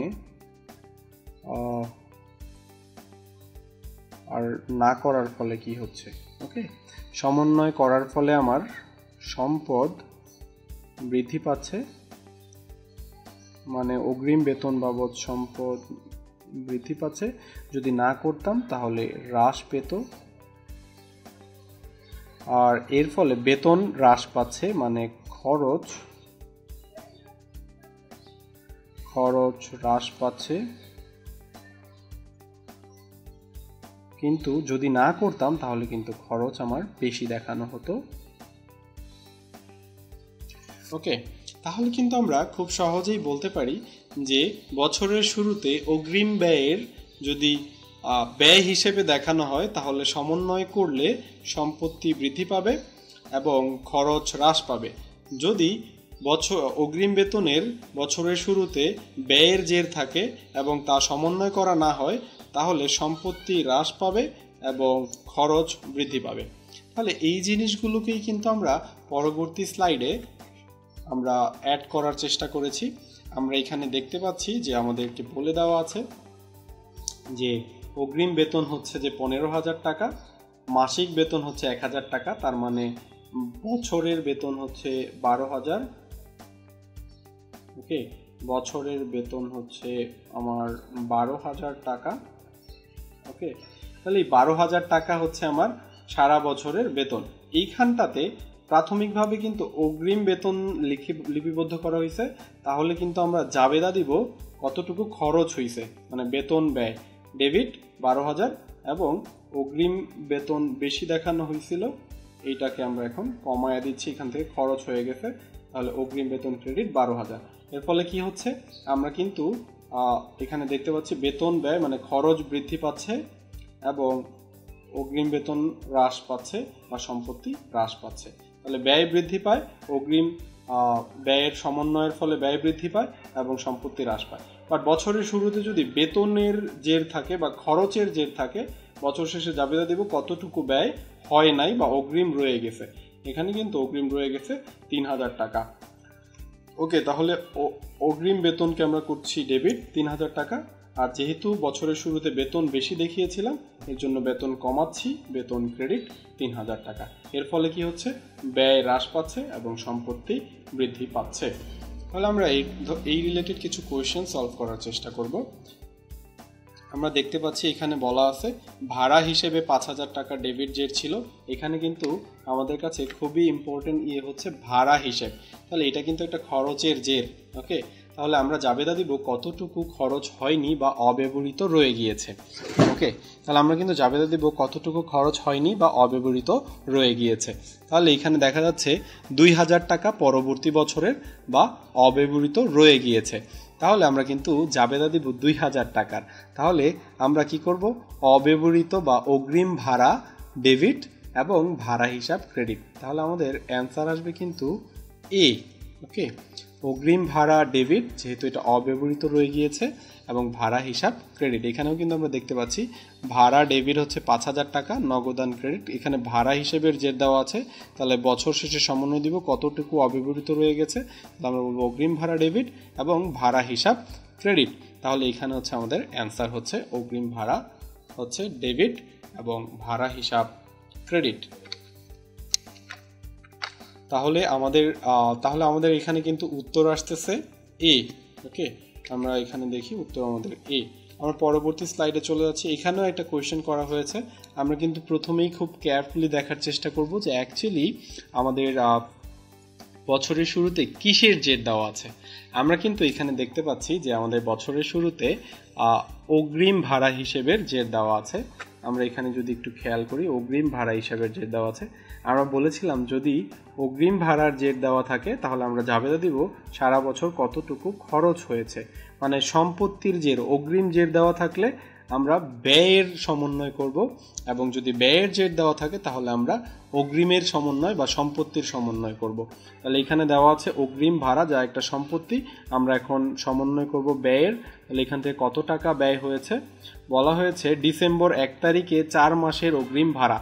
তাহলে 4 মাসের অগ্রিম ভাড়া যদি হয় 32,000 টাকা, 1 মাস খরচ হয়েছে মানে ডিসেম্বর 31 তারিখ, তাহলে 1 তারিখ থেকে 31 তারিখ 1 মাসের ভাড়া ব্যয় হয়েছে। তাহলে 8,000 টাকা ব্যয় হয়েছে, আমরা জাবেদা দিব 8,000 টাকা। বেতন ব্যয় ডেবিট 8,000 এবং অগ্রিম বেতন ক্রেডিট 8,000। তাহলে এখানে কিন্তু এরকমই হবে, বেতন বা ভাড়া যাই হোক না কেন, ভাড়া হিসাব ডেবিট, অগ্রিম ভাড়া হিসাব ক্রেডিট 8,000 টাকা। আমরা কিন্তু উত্তর এখানে দেখব, উত্তর হচ্ছে সি, আমাদের জন্য উত্তর সি। আমরা দেখতে পাচ্ছি আমাদের উত্তর এখানে সি আসছে। সো আমরা সহজভাবে সাম আপ করতে পারি যে যদি শুরুতে অগ্রিম ব্যয় থাকে তাহলে জাবেদা দিব ব্যয়ের, যদি শুরুতে ব্যয়ের জের দেওয়া থাকে জাবেদা দিব অগ্রিম ব্যয়ের। ওকে, আমরা কিন্তু এখন আরও একটা টপিকে চলে এসেছি, এটা হচ্ছে আমাদের প্রধান সমন্বয়ের 4 নাম্বার পার্ট। তাহলে আমরা বলেছিলাম প্রধান সমন্বয় 4টা, বকেয়া আয়, বকেয়া ব্যয়, অগ্রিম আয়, অগ্রিম ব্যয়।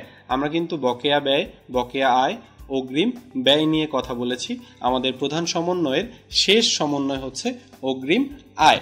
আমরা এখানে অগ্রিম ব্যয়ের মতোই কিছু প্রিভিয়াস জিনিসপত্র দেখে নিব যাতে করে আমাদের কনসেপ্ট একটু ক্লিয়ার হয়ে যায়। তারপরে আমরা আমাদের কুইক কুইজ বা কোয়েশ্চেনগুলোতে চলে যাব, আমরা সলভ করার চেষ্টা করব। আমরা ধরে নেই এখানে জানুয়ারির 1 তারিখে আমি কিছু অগ্রিম আয় পেয়ে থাকি। আমাদের জেনে রাখতে হবে যে অগ্রিম আয় হচ্ছে একটি দায়। ওকে, আমরা অগ্রিম আয়কে কিন্তু বলবো যে অগ্রিম আয় হচ্ছে একটা দায়। ওকে, তাহলে এটা একটা দায়। তাহলে আমি ধরলাম যে জানুয়ারির 1 তারিখে আমি বিনিয়োগের সুদ পেয়েছি, ফর এক্সাম্পল 24,000 টাকা। ওকে, বিনিয়োগের সুদ পেয়েছি 24,000 টাকা। তাহলে এখানে যদি কোনোভাবে বলে দেওয়া থাকে যে ডিসেম্বর 31 তারিখে যদি আমি জানতে পারি বিনিয়োগের সুদ বাবদ সারা বছরে আমার আয় হয়েছে, বিনিয়োগের সুদ ধরে নিলাম মাসিক। ওকে, মাসিক বিনিয়োগের সুদ হচ্ছে 1,000 টাকা। ওকে, যদি আমার 1,000 টাকা সুদ হয় তাহলে কিন্তু 12 মাস শেষে আমার কিন্তু পাওয়ার কথা 12,000 টাকা, কিন্তু আমি বছরের শুরুতেই কিন্তু পেয়েছি 24,000 টাকা। এখান থেকে কিন্তু এই 24,000 টাকা কিন্তু আমার দায়। ওকে, অগ্রিম পেয়ে গিয়েছি, মানে কোনো কাজ করিনি আমি। ওকে, তাহলে আমি এখন কি করতে পারি? আমি বছরের শুরুতে জানুয়ারির 1 তারিখে যখন বিনিয়োগের সুদ বাবদ 24,000 টাকা পাবো তখন 2 ধরনের জাবেদা আমি দিতে পারি। এক ধরনের জাবেদা হচ্ছে আমি জাবেদা দিতে পারি নগদান,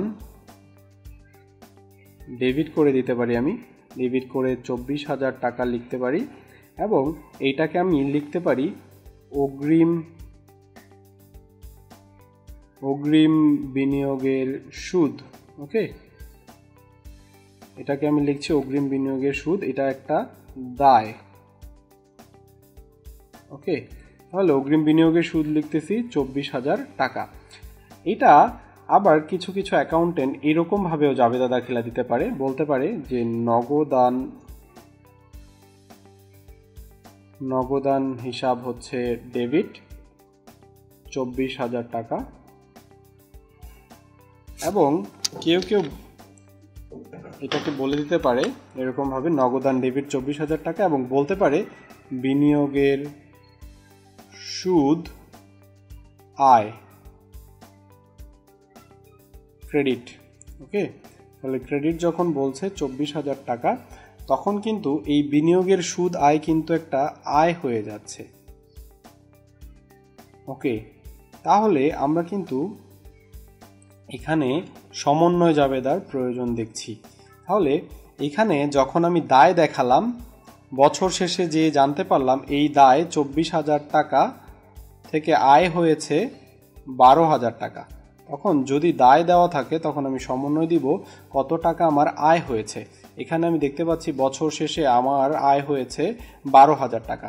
তখন কিন্তু আমি জাবেদা দাখিলা দিব এরকমভাবে যে আমার এখানে দায় অগ্রিম বিনিয়োগের সুদ, এই দায়টা কমে গিয়েছে। তাহলে আমি এখানে লিখব অগ্রিম বিনিয়োগের সুদ, এখানে হচ্ছে ডেবিট, আমি কিন্তু লিখব 12,000 টাকা। আবার এখানে কিন্তু আমি লিখব যে আমার আয় হয়েছে, তাহলে লিখব বিনিয়োগের সুদ আয় হচ্ছে ক্রেডিট।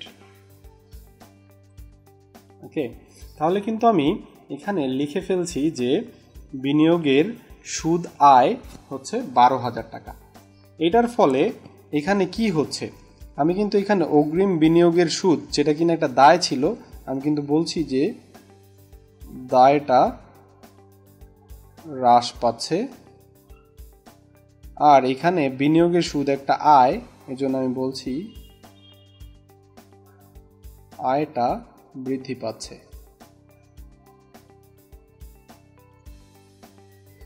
পাচ্ছে। যদি আমি সমন্বয়টা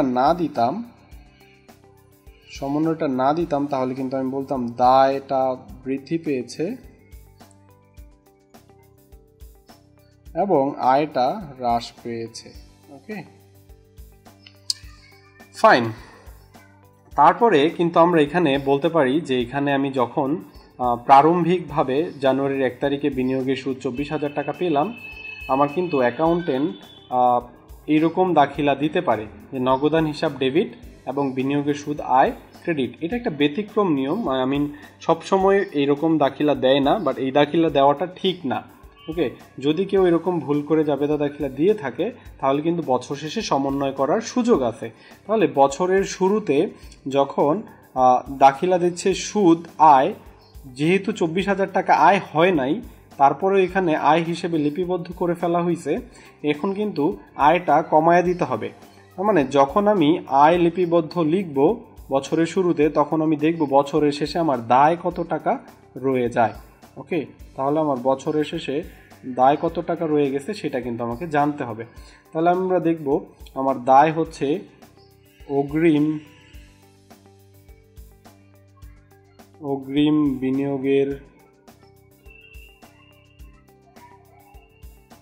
বিনিয়োগের সুদ হচ্ছে আমার অগ্রিম রয়ে গেছে কত, আমি 24,000 টাকা আয় হিসেবে দেখিয়েছিলাম, কিন্তু আয় হয়েছে 12,000 টাকা, অগ্রিম রয়ে গিয়েছে 12,000 টাকা।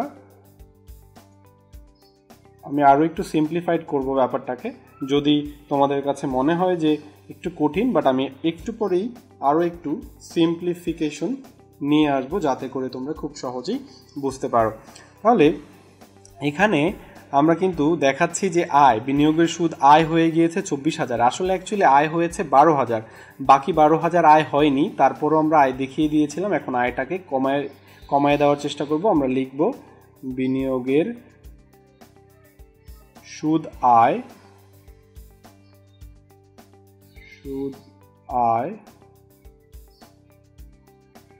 কিন্তু এখন আমরা ডেবিট করে দিচ্ছি, এটাকে ক্রেডিট করছি। ওকে, 12,000 টাকা। ওকে, আমরা কিন্তু যখন বলছিলাম যে অগ্রিম আয়টাকে, এই বিনিয়োগের সুদ অগ্রিম আয়, এই অগ্রিম আয়টাকে এখানে কিন্তু অগ্রিম ছিল, সো বিনিয়োগের সুদ কিন্তু আমার অগ্রিম আয় ছিল। সো অগ্রিম আয়টাকে যদি আমি, ওকে সরি একটু ঝামেলা হয়ে যাচ্ছে, আমরা ইরেজ করে ফেলি so that we can write properly. যখন আমরা এই বিনিয়োগের অগ্রিম সুদটাকে আয় হিসেবে লিপিবদ্ধ করতেছি, যখন আমরা এটাকে আয় হিসেবে লিপিবদ্ধ করতেছি তখন কিন্তু আমরা আয় বেশি দেখায় ফেলতেছি, এই আয়টাকে আমরা কমায় দিচ্ছি। আর যেহেতু পুরোটাকে আয় হিসেবে দেখিয়েছিলাম, যখন আমরা আয় হিসেবে লিপিবদ্ধ করব তখন দেখব বছর শেষে দায় কত টাকা রয়ে যায়। তাহলে আমি এখানে আয় দেখাইছিলাম 24,000 টাকা, অ্যাকচুয়ালি আমার 24,000 টাকা আয় হয়নি, এর মধ্যে অগ্রিম আয় বা দায় আছে 12,000 টাকা। ওকে, যেটাকে আমরা বলি অনুপার্জিত আয়। তাহলে এই আয় তো আমার উপার্জন করা হয় নাই, এর জন্য আমরা বছরের শুরুতে যদি অগ্রিম আয়কে আয় হিসেবে লিপিবদ্ধ করি, বছর শেষে সমন্বয় দিব তার মধ্যে কতটুকু দায় রয়ে গেছে। ওকে, তাহলে এর মধ্যে অর্ধেক দায় বা 12,000 টাকা দায় রয়ে গিয়েছে, এর জন্য আমরা দায়টাকে লিখেছি অগ্রিম বিনিয়োগের সুদ, যেটা একটা দায় বৃদ্ধি। ওকে, তাহলে এটা হচ্ছে একটা দায় বৃদ্ধি। তাহলে আমরা দায়ের জাবেদা দাখিলা দিয়েছি এবং আয়টা বছরের শুরুতে আমরা বেশি দেখিয়েছিলাম, এই আয়টা কমিয়েছি। তাহলে এর ফলে এই সমন্বয় জাবেদা দাখিলা দেওয়ার ফলে অ্যাকচুয়ালি কি হচ্ছে, এখানে দেওয়ার ফলে কিন্তু আমরা দেখতে পাচ্ছি সমন্বয় জাবেদা যদি আমরা দিয়ে থাকি, এর ফলে কিন্তু আমাদের এই সমন্বয় জাবেদা দাখিলা দেওয়ার ফলে দায় বাড়ছে। ওকে, দায় বৃদ্ধি পাচ্ছে, আমাদের দায় বৃদ্ধি পাচ্ছে এবং এখানে আমাদের আয় হ্রাস পাচ্ছে, আয় হ্রাস পাচ্ছে। ওকে, যদি আমরা এই সমন্বয় জাবেদা না দিতাম তাহলে কিন্তু বিপরীত সিনারিও হতো, দায় হ্রাস পেত এবং আয় বৃদ্ধি পেত।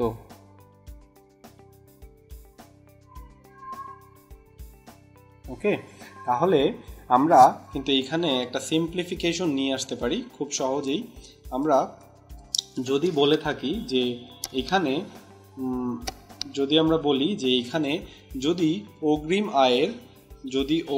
আয় দেওয়া থাকে বছরের শুরুতে, এবং বছরের শুরুতে যদি প্রাথমিক দাখিলা যদি অগ্রিম আয়ের জের দেওয়া থাকে, তাহলে কিন্তু আমরা জাবেদা দিব আয় কত টাকা হয়েছে। ওকে, তাহলে অগ্রিম বিনিয়োগের সুদ বা অগ্রিম আয় দেওয়া থাকলে আমরা সমন্বয় জাবেদা দিব আয় কত টাকা হয়েছে। আবার যদি বছরের শুরুতে আয়ের জাবেদা দেওয়া থাকে বা আয়ের জের দেওয়া থাকে, তাহলে কিন্তু আমরা জাবেদা দিব, সমন্বয় জাবেদা দিব দায় কত টাকা রয়ে গিয়েছে। তাহলে এখানে কিন্তু আমরা তাই করেছি। যদি বছরের শুরুতে অগ্রিম আয়ের জের দেওয়া থাকে, আমরা সমন্বয় দিব কতটুকু আয় হয়েছে, এবং যদি আয়ের জের দেওয়া থাকে, অগ্রিম আয়ের না, শুধুমাত্র আয়ের জের দেওয়া থাকে, তাহলে আমরা জাবেদা দিব দায় কত টাকা হয়েছে। আমরা কিন্তু পরবর্তী স্লাইডে এটার একটা পারফেক্ট এক্সাম্পল দেখতে পারি। এখানে বলে দেওয়া আছে, এখানে কিন্তু আমাদের বলে দেওয়া আছে যে অগ্রিম আয় রিলেটেড কথাবার্তা। ওকে, আমরা এখানে দেখতে পাচ্ছি যে এটা হচ্ছে যে অগ্রিম সুদ আয় 15,000 টাকা। তাহলে আমরা দেখব শুরুতে কি জের দেওয়া আছে। শুরুতে কিন্তু অগ্রিম আয় বা অগ্রিম সুদের জের দেওয়া আছে। আমরা তাহলে জাবেদা দিব আয় কত টাকা হয়েছে, সংশ্লিষ্ট সুদ আয় হয়েছে 12,000 টাকা। আবার এখানে দেওয়া আছে শুরুতে আয়ের জের দেওয়া আছে, তাহলে আমরা জাবেদা দিব কতটুকু অগ্রিম বা দায় রয়ে গিয়েছে।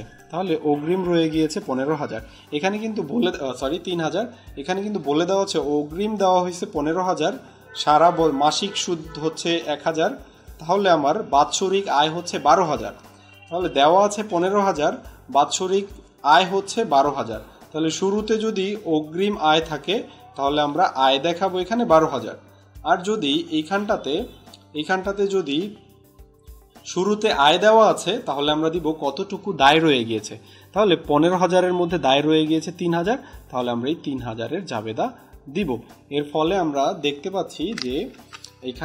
পাচ্ছি যে শুরুতে অগ্রিম সুদ বা দায় দেওয়া ছিল, আমরা জাবেদা দিয়েছি আয় হয়েছে 12,000।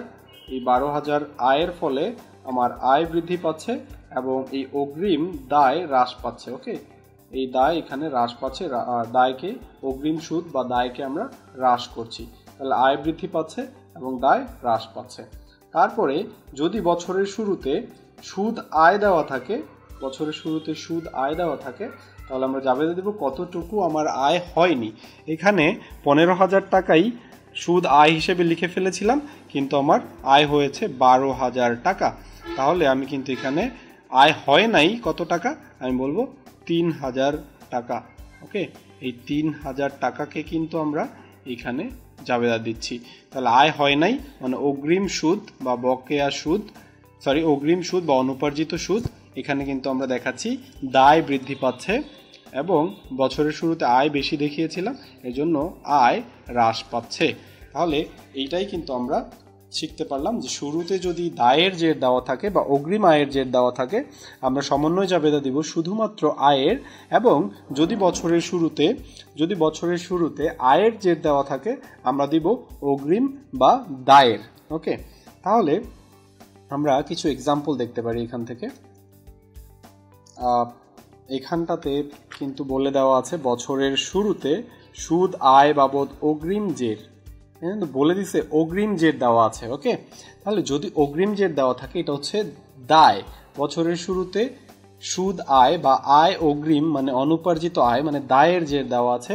আমরা দেখব ব্যয় কত টাকা হয়েছে। প্রতি মাসে যদি হয় 1,000 তাহলে বাৎসরিক হবে 12,000। তাহলে আমরা কিন্তু জাবেদা দিব যে আয় হিসাব ক্রেডিট বা সুদ আয় হিসাব ক্রেডিট 12,000 টাকা এবং অগ্রিম সুদ হিসাব ডেবিট 12,000। তাহলে এরকম আমরা খুঁজবো সুদ আয় হিসাব ক্রেডিট 12,000 এবং অগ্রিম সুদ ডেবিট 12,000। এখানটাতেও আমরা দেখতে পাচ্ছি এরকম যে এখানে দেওয়া আছে অগ্রিম সুদ মানে একটা দায়।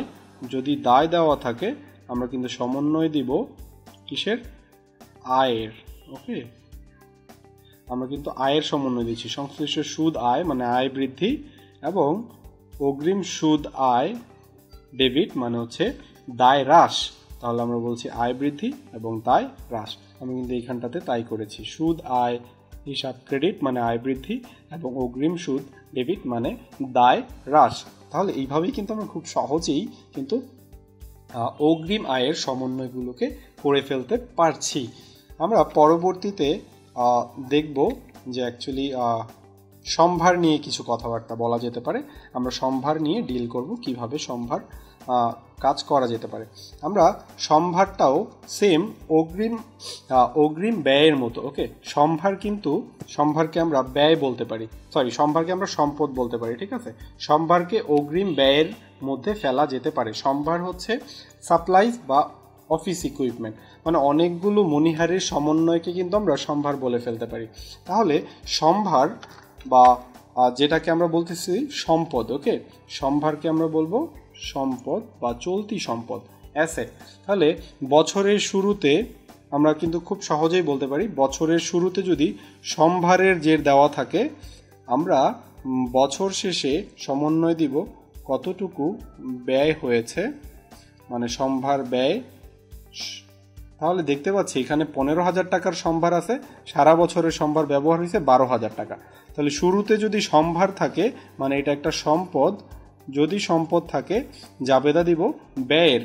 ওকে, তাহলে সম্ভার ব্যয় ডেবিট, সম্ভার ক্রেডিট, ব্যয় বৃদ্ধি, সম্পত্তি হ্রাস। আবার যদি শুরুতে সম্ভার ব্যয় থাকে মানে এটা হচ্ছে একটা ব্যয়। ওকে, যদি ব্যয় থাকে তাহলে কিন্তু আমরা জাবেদা দিব কতটুকু সম্পদ বা অব্যবহৃত রয়ে গিয়েছে, অব্যবহৃত। ওকে, তাহলে এখানে 15,000 টাকা ব্যয় দেখাইছি, বাট ব্যয় হয়েছে 12,000 টাকা। তাহলে অব্যবহৃত রয়ে গিয়েছে এখানে কত, অব্যবহৃত হচ্ছে এখানে 3,000 টাকা। ওকে, তাহলে কিন্তু আমি এখানে দেখাচ্ছি অব্যবহৃত বা সম্পদ হচ্ছে সম্ভার ডেবিট 3,000 টাকা, সম্পদ বৃদ্ধি এবং সম্ভার ব্যয়, প্রথমে ব্যয় দেখিয়ে ফেলেছিলাম পুরোটাকে, এখন ব্যয় কমায় দিচ্ছি, সেটা হচ্ছে সম্ভার ব্যয় ক্রেডিট 3,000 টাকা, ব্যয় হ্রাস, সম্পত্তি বৃদ্ধি। আমরা কিন্তু এইভাবেই করব। এখানটাতে একটা কোয়েশ্চেন দেওয়া আছে, এখানে কিন্তু বলে দেওয়া আছে সম্ভারের উদ্ধৃত হচ্ছে 1350 টাকা এবং বলে দেওয়া আছে কিন্তু আমরা দেখতে পাচ্ছি এখানটাতে কিন্তু বলে দেওয়া আছে হিসাবকাল শেষে হাতে আছে 800 টাকার সম্ভার। তাহলে এখানে সম্ভারের উদ্ধৃত দেওয়া আছে মানে সম্পত্তির উদ্ধৃত দেওয়া আছে। আমরা দেখব কতটুকু ব্যয় হয়েছে কতটুকু। তাহলে এইখানে দেখতে পাচ্ছি বছরের শুরুতে আছে 1350, তাহলে হিসাবকাল শেষে হাতে আছে 800, তাহলে ব্যয় হয়েছে কত 550। এখন আমরা জাবেদা দিব সম্ভার ব্যয় ডেবিট 550, সম্ভার ক্রেডিট 550। তাহলে এখানে কিন্তু আমরা বলতে পারছি সম্ভার খরচ ডেবিট 550, সম্ভার ক্রেডিট 550। অ্যান্সার হবে আমার বি। ওকে, তাহলে এই ধরনের প্রবলেমগুলোই কিন্তু আমরা খুব সহজেই সলভ করে ফেলতে পারি। এছাড়া আমরা পরবর্তী স্লাইডে দেখছি ভুল সংশোধনী জাবেদা। ভুল সংশোধনী জাবেদা আমরা হচ্ছে যে খুব সহজেই এবং আমরা হচ্ছে যে আমাদের কমন সেন্স দিয়েই ভুল সংশোধনী জাবেদা আমরা সলভ করে ফেলতে পারি। আমরা প্রথমে দেখার চেষ্টা করব যে আমাদের কি ভুল করা হয়েছে। আমরা একটা ভুল দেখার চেষ্টা করি। ফর এক্সাম্পল এইখানটাতে একটা লেনদেন দেখার চেষ্টা করি আমরা। এখানে বলা হয়েছে যে বেতন প্রদান করা হয়েছে 1000 টাকা। জাবেদা দেওয়া দরকার ছিল বেতন ডেবিট 1000 এবং নগদান ক্রেডিট 1000, কিন্তু আমরা জাবেদার জায়গায় বেতনের জায়গায় কিন্তু করে দিয়েছি মজুরি ডেবিট। এখন দুইটা ভুল হয়েছে এখানে কিন্তু আমরা দেখব যে ভুল হয়েছে দুইটা।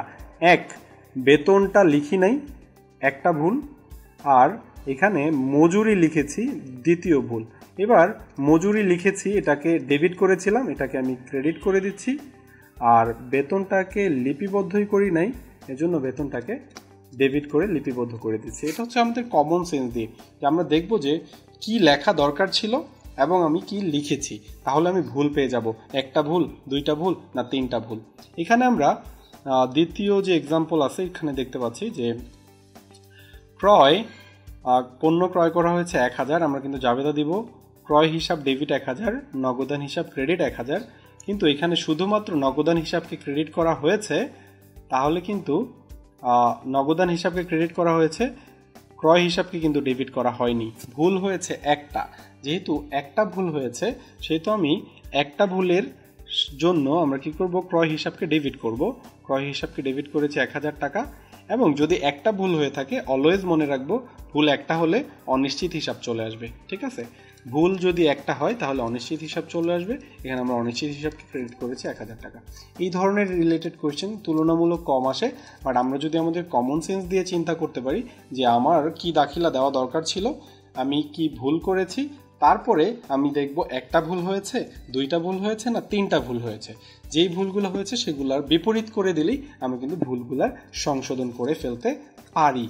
তাহলে এখানে একটা প্রবলেম দেওয়া আছে, আমরা প্রবলেমটা সলভ করার চেষ্টা করব। 12,800 টাকার বেতন হিসাবের বইতে লেখা হয়েছে 18,200 টাকা। বেতন প্রদানের জাবেদা কিন্তু বেতন ডেবিট, নগদান ক্রেডিট তাই করার কথা ছিল, আমরা তাই করেছি, কিন্তু টাকার অ্যামাউন্টটা 12,800 জায়গায় এখানে 12,800 জায়গায় কিন্তু ভুল অ্যামাউন্ট, মানে 18,200 টাকা লিখে ফেলেছি। তার মানে 5,400 টাকার একটা গ্যাপ রয়ে গিয়েছে। এখন আমি বেতনকে বেশি ডেবিট করেছি 5,400, নগদানকে বেশি ক্রেডিট করেছি 5,400। এখন নগদানকে বেশি ক্রেডিট করে ফেলছি, নগদানকে এর জন্য ডেবিট করে দিচ্ছি বেশি 5,400, এবং বেতনকে বেশি ডেবিট করে ফেলেছিলাম, এর জন্য বেতনকে ক্রেডিট করে দিচ্ছি 5,400। তাহলে আমার অ্যান্সার হবে নগদান হিসাব ডেবিট 5,400 এবং বেতন হিসাব ক্রেডিট 5,400। নগদান হিসাব ডেবিট 5,400 আমরা খুঁজে বের করার চেষ্টা করব, বেতন হিসাব ক্রেডিট 5,400। আমাদের উত্তর আসার কথা নগদান হিসাব ডেবিট, আমাদের উত্তর হচ্ছে ডি। ওকে, তাহলে আমরা এইখানে কিন্তু আমরা খুব সহজেই ভুল সংশোধন করে ফেলতে পারছি। আমরা সোফার এইখানটাতে কিন্তু তাহলে সোফার কিন্তু আমাদের এই লেকচারে আর খুব বেশি একটা প্রবলেম থাকলো না।